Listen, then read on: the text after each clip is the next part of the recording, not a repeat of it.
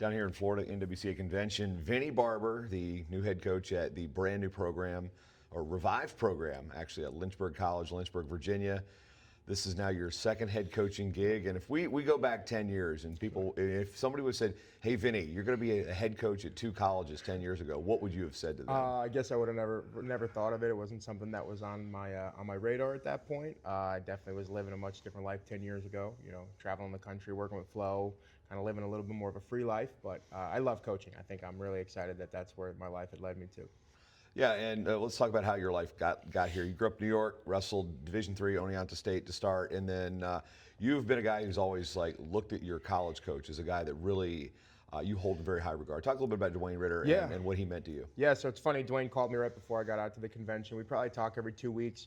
I wish I knew now what I know now about him and why I should have stayed, because I ended up transferring 3 years out. But he's a great guy. He's been a great mentor to me. He's been great with me, helping me become a coach and helping me, still, 10 years into this, still asking him questions and getting feedback. I love seeing him out, but we keep in touch all the time, and I really value that relationship. Yeah, I mean, look at the world of Division III. Both the schools you went to were D3. Now you started back into coaching. Actually, the getting back into wrestling was Leroy Gardner brought you at the University of the Ozarks. You had some eligibility left. You were potentially looking to get on the mat again, right? Yeah, I was going to. That was the plan. And then I had another back surgery, and Leroy kind of X'd that out. Was like, hey, we're not doing it. And I was like, yeah, it probably makes sense. I'd gotten multiple at that point, and I was like, it's probably better. I just needed to finish my degree, which was really important. That was a big thing I needed to do. And then coaching even then, I didn't think I was going to coach. I just knew I was going to, out of college coaching, so might as well finish my degree for a year. And then it just kind of spiraled out of control there. And now I'm 10 years fast forward, still coaching. Yeah, we look at, and the program at Ozarks was pretty new. And then when he left for another opportunity, you're there. And what goes through your mind when you're like, were you ready, do you think, to be a head coach at that point? I think I was lucky, because one nice thing with Leroy was he was really good about making sure I knew everything that I need to do. I was pretty hands-on to a lot of things. I was a little older getting into coaching as well. I was about 26, kind of had my own business, so I understood some things on that end. But there was really I guess there wasn't much of a choice. And not that I didn't want there to be. I did want to take the head coaching job, but there was nobody better, I thought, at that point than myself, because it's a unique place. The Ozarks was a little, you had to, I'd been there for, at that point, 3-4 years. So I kind of knew it in and out, and I knew what we needed to do to be successful. So I kind of just saw that as what made sense was just to step into that role right away. Talked to Nathaniel Rankin, who was on your staff last year at Ozarks, wrestled there, and one of the things that he had to be sold on was dude, I'm not going to college in Arkansas. So how did you, you've always been a very people person. Yeah. You can talk to anybody for hours at a time. Yeah. So probably selling the thing was not the big thing, but what do you have to come through to sell a kid on a Division III school and sell a kid on the unique situations where you're at geographically? Yeah, Arkansas was tough just because wrestling was so new there. The bordering states really don't understand the Division III model very well. And it was hard. It was really difficult. I think it was selling kids on the opportunity to come into a program and be the first, All-American, be the first national champ and do something special there in Arkansas. Keeping in-state kids was really important. This past year, we had 4 guys in-state who started for us from Arkansas, and they were successful. So having in-state guys, developing that talent was important. But it was, recruiting to it was difficult just because it is Arkansas, and, they're definitely getting better. But at the time, even a few years back, was a tough draw. And people just have this preconceived notion of Arkansas. And I'll say, I loved my house out there. I loved where I lived. I did love it. I think Arkansas is beautiful. I think it's a great place. It's just, you got to once we got somebody to campus, we knew we were good. It was just that first step of hey, come to campus.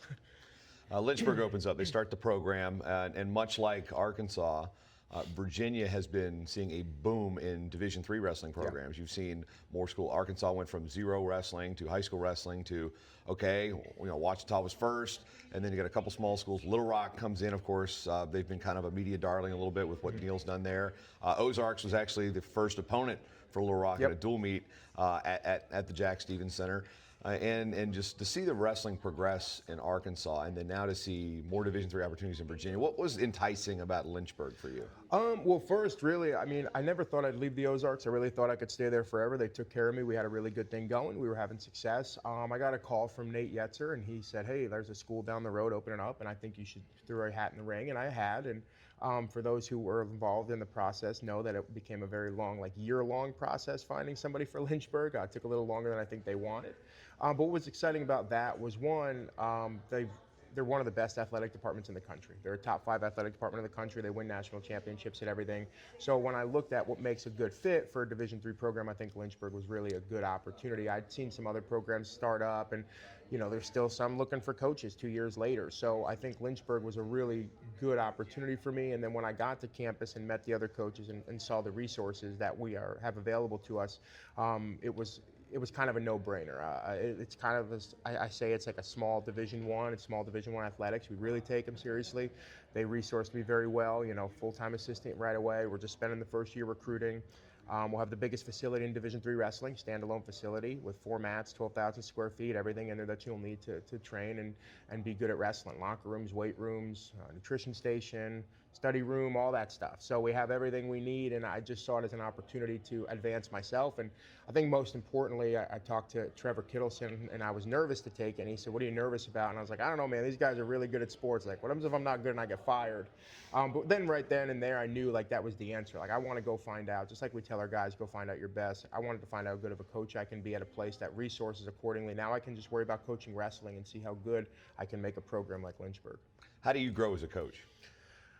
I think just knowing that you don't know everything. I think talking to people, coming to events like this, networking, talking to people, having relationships. I talk to more. I communicate with coaches more than my own family, I guess. Like just learning how to be better, constantly like beating that drum on what can I do to improve for the guys, for a program. Reaching out to people. One year I had a few years like a network. We'd meet every Wednesday on Zoom and just talk about it. Coaches from all around the country, and we'd meet and just pick each other's brains. But I think it's just understanding that there's still so much to learn, and everything changes so fast. And if the moment you think you got it all figured out is probably the moment you should get out of coaching. How do you grow as a person? Being humble and knowing like, hey, I've messed up on some things, and being honest, and like I think being really vulnerable. That's something we run our program on, is like being vulnerable, understanding like, hey, I messed up, this was a foolish thing I did, or that wasn't the right choice. Like I, here with Nathan this week and talking to him about, some of the struggles he's having. I'm like, hey man, like you'll have to figure this out yourself, but when I did this is what happened. And then knowing too, like that we're human and that we're gonna make the mistakes again, and really just being vulnerable and open. And I think when I started as a coach, I was really closed off, and I thought I could do no wrong, and that was not the case. But I think just learning through it and being okay, like messing up. How much does something like the Leadership Academy and the NWCA convention help a guy like you? It helps a lot. I think, I'd started my coaching career through the Leadership Academy, and now, it's cool that, I spoke on a panel yesterday, or 2 days ago, which was cool. Like, it's cool to see that progression for myself. I think I want to go through the Leadership Academy again, because again, I think it's really important to get like, a refresher on things I think I do well, and then maybe I don't. And the times are changing in college athletics, and it's really important to stay up with that. But I think these events are great. Every one of my assistants ever has gone through the Leadership Academy, and every single one of the person who's been my assistant coach is now a head coach. So I kind of attribute it to that in a big way. They do a good job preparing young coaches and even older coaches to kind of stay in the game and be sharp. You're a visible character, for lack of a better term, while you were at Flow Sports. Yeah. And I go through this, and when people saw me grow up through the sport, people seen you grow up through the sport. How much of the goofy Vinny from Flow do you still have to kind of like, well, I've grown up since then. How much do you have to answer questions about that? Well, I think it's kind of past. It's funny. I think like people, the recency bias is like great in wrestling in this regard. Like some people forget I was even at Flow. But it's like, but still my little story, my little thing, going, I was just, when I see Sion at events like this, I'm like, hey man, remember when you like fired me from Flow? And he's like, yeah. And I was like, yeah, well, we laugh about it, but I remember like memories pop up on Facebook when I'm showing up to work in pajama pants and stuff. So I guess at 21, 22 years old, I get it then. I didn't understand it then, but now I get it. I wasn't I made some poor choices there, but it was a great opportunity for me. And I think Flow as a whole has just changed so drastically since I was there, working in the basement of a house to, a multi-million-dollar company. I think guys like me had to move on from that, but still relationships that, were great. I still talk to Willie, Cian Piles here, Kyle Bradkey, all those guys, and those guys are really like cornerstones in my coaching career. But, those times where it was goofy, silly, funny times, I think like they were fun. Let's put it that way. They were fun, and I was young.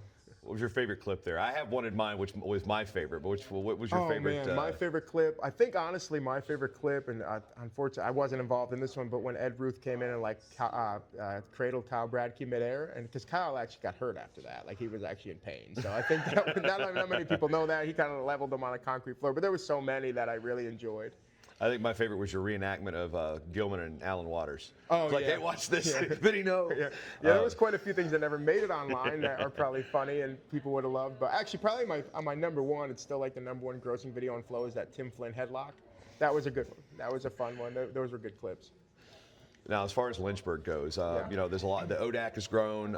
Ferrum just went from Division II to Division III, Division II. You know, Blake had done a great job at Averett. Now the coach at Ferrum, as they're out, no longer a Division III competitor. But you know, when I grew up, WNL was it, and now they're doing great. Shenandoah's got a new coach. So you know, what do you know about the landscape of the ODAC, Division III in Virginia, that region, and what are you looking forward to the most? Yeah, no, I think it's a great wrestling conference. I think it's a great wrestling area. I'm really excited to be out there. Just in the first few months that I spent out there, just working with kids and high school coaches, just a big difference from where I was at. I think it's exciting. One of my college teammates at Centenary is actually at Shenandoah now, so having the opportunity to compete against him is cool.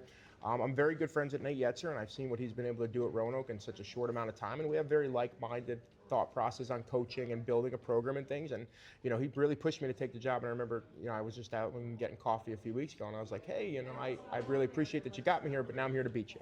I think I'm really looking forward to be able to compete with one of the best teams in the country right away. I think we can. You know, bringing on a guy like Sammy Hilligus has been huge. Having the resources we have at Lynchburg and seeing how we fit in the ODAC. You know, we're kind of the big dogs of the ODAC come athletics. You know, we pretty much win at everything. I told Nate, I said, we beat Roanoke at pretty much everything, and like I'm going to make it wrestling soon. And he's done a great job, and I know it's going to be a big mountain to climb. And he's, you know, I look forward to that. And I think being part of something like the ODAC that's producing national champions and All-Americans and national qualifiers at a high level, I look to add to that and continue to add the strength of the ODAC. When we look at the compare and contrast, Lynchburg, kind of a sleepy community, foothills of the mountains, like you get rolling hills, but unlike Clarksville, Arkansas, Lynchburg has a long time wrestling community. There's a culture there.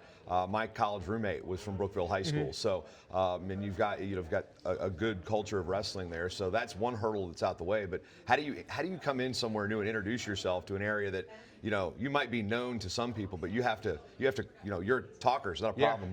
But how do you basically become part of a new community? Yeah, so far it's kind of been really good. They've been really welcoming. Lynchburg does have a good, strong wrestling community. You know, Randolph's in town. You got Liberty. The Stewarts are out there. We got guys who just wrestled in college, which was something. We had a two-time All-American Trung come up to me at a club. He's like, I just want to help out. I was like, man, I don't even know if there's a two-time All-American in Clarksville, Arkansas. So in any sport. In any sport, yeah. So it was cool to have him come out. But I think, you know, one thing, because we're not competing right away year one, we're just doing a bunch of recruiting, is just getting out there and getting to know people. I think my entrance to like Texas and Arkansas was a little brash. So like back to the question, how do you get better as a coach? Like learn not to be so brash entering a new geographical area for college wrestling or for, you know, where I'm at. It just being like helping out. Like I've got involved with the FCA club out there, do some workouts out there. We got like this old man group that I'm with all the dads that we do a little high rocks workout in the morning, which is cool. And then working with the kids at their local club. Sammy's a great guy. Like he's a talker. He loves talking, really genuine human. And I think he'll help kind of get us, you know, intertwined. And really, too, like having like Nate has done a great job introducing me to some people out there, but people are excited. You know, I walk around and people are excited. I went to Virginia Beach my first weekend there for the duels, and everyone's like, Lynchburg, we're so excited. They should have had wrestling forever. It was great in the 80s. And also, like, we've reached out to all the alumni, and a lot of them still live in town, so kind of bridging those gaps and getting the relationships back there. But getting into the new area, I think, you know, I just love people who love wrestling, and I love wrestling, and usually those people, when they meet up, you just kind of get along, and it's just fostering those relationships and continuing to build them.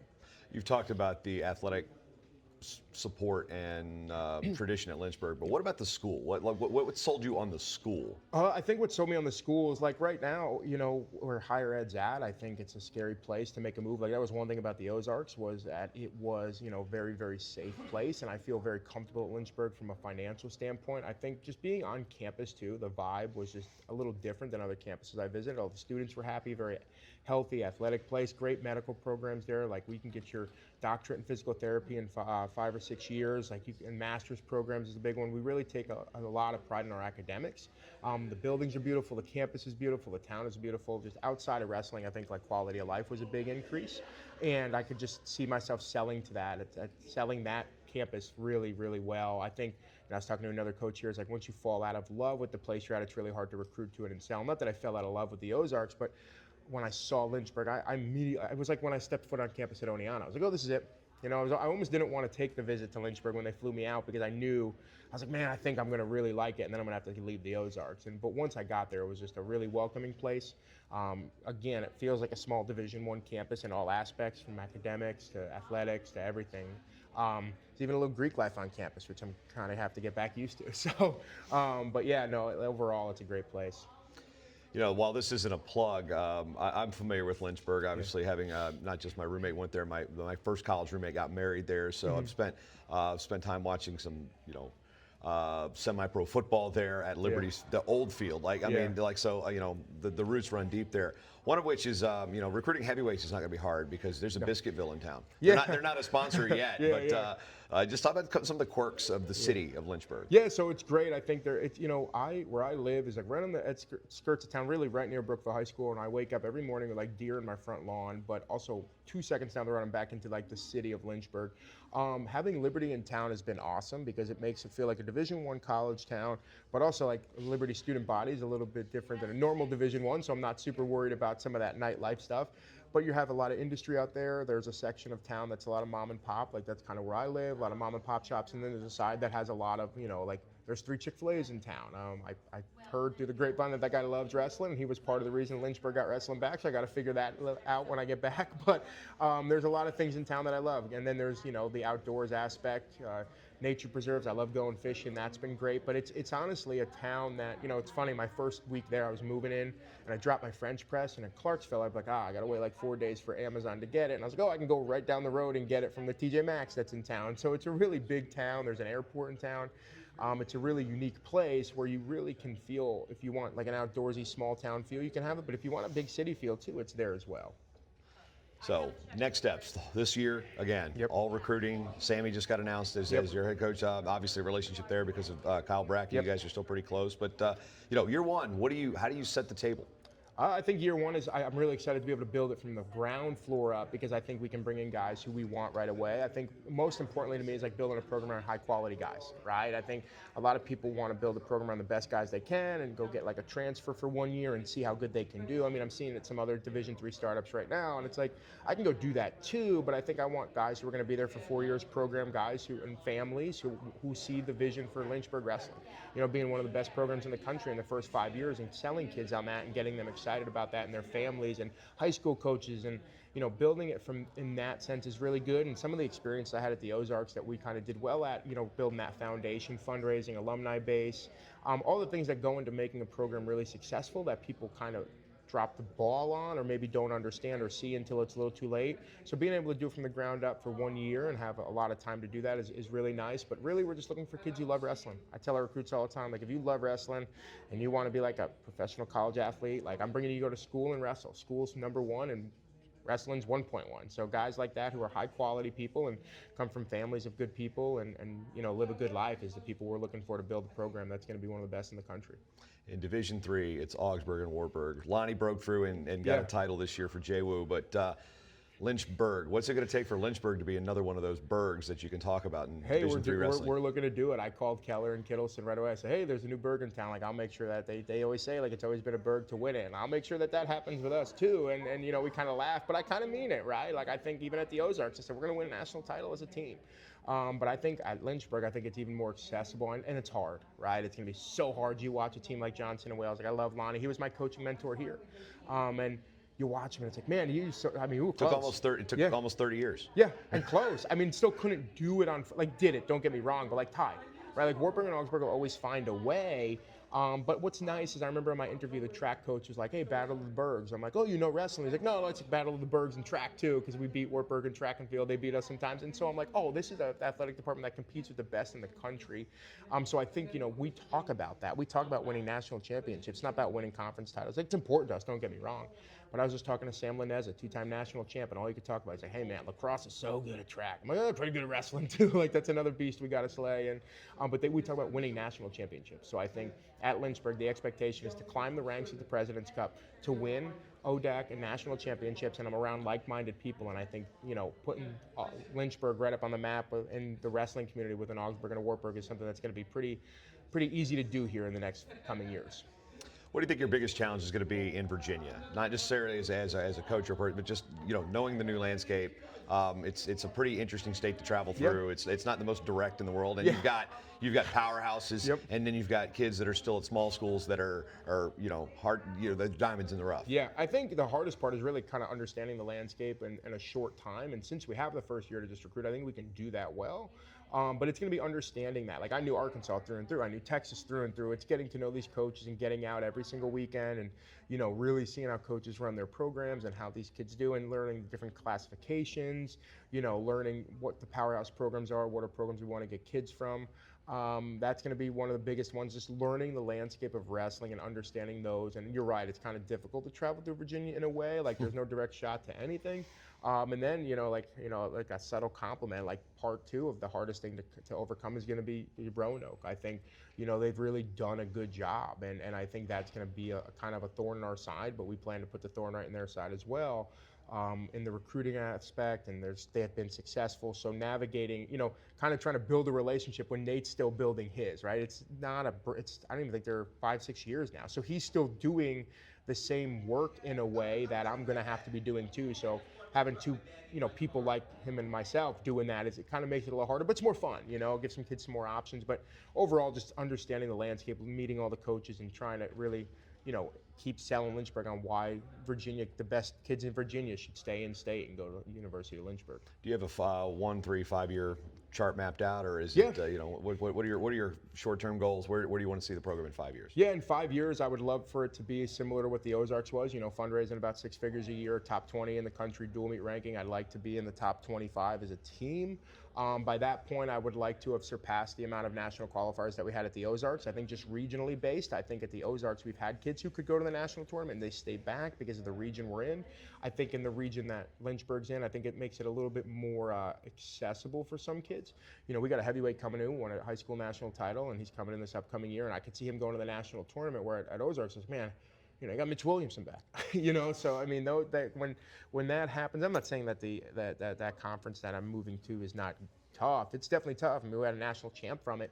It's just it's a little bit more of an even playing field amongst all the coaches who are like-minded, right? So within the first 5 years, won about a few All-Americans, get our first national champ, but doing a lot of things that we did at the Ozarks. I kind of took the same plans and the same scope of their down the road plan and kind of just put Lynchburg on instead of Ozarks, because I think we were heading in the right direction. I think Nathan will continue to do that at the Ozarks, but I think the framework and the plans that we had there were successful. We were good at the Ozarks. Academic All-Americans, high retention, fundraising, national tournament appearances. Dimitri Tedley making the blood round last year, and a match I think he should have won and be an All-American, right? But it's a year ago now, and so it bothers me. But just those things. I think it bothers anybody that watches that match. Yeah, that was a tough one. That was a tough one. I'm like, ooh, I want much. I'm like, ooh, Vinny's right. Vinny's right. Even Scott Honecker saw me at Fargo. He's like, hey, sorry about that call. I'm like, yeah, I get it, man. It's over. Like, you brought it up. Now I feel bad again. So, but yeah, I think, just doing the same stuff. But seeing Lynchburg, we got a bell on campus. There's a bell in the center of campus. You ring that bell when you win an ODAC title. And in the first 5 years, I want to ring that 5 times. Vinny Barber, good luck, man. Thank you. Appreciate it.